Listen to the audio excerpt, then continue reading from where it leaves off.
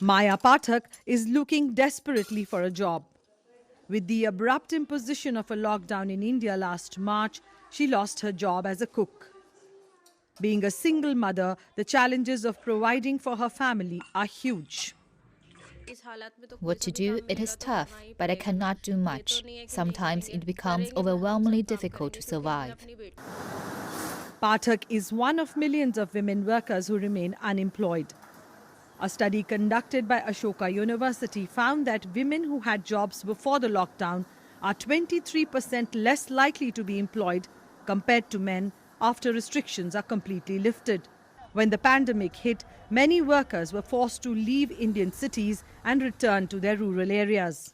Mona Das, who works as a domestic help, has survived with less income.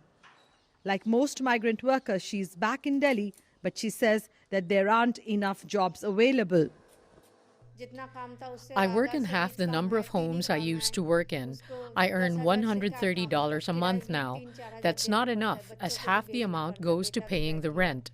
The rest I have to send home to my son, who is also unemployed and he has kids. There's a dearth of jobs. I am anxious, as it's been 3 months since I returned, but no one is employing us.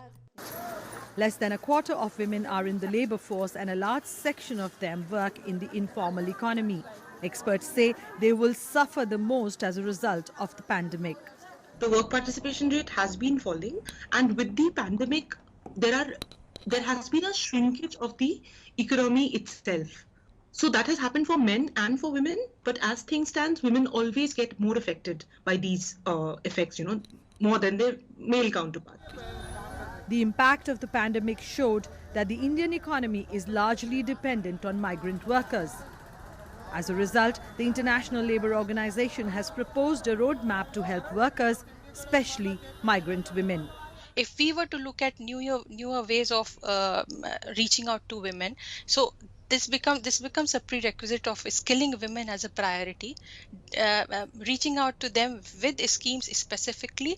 Otherwise, if we are not prioritizing, then we are going to go back to status quo.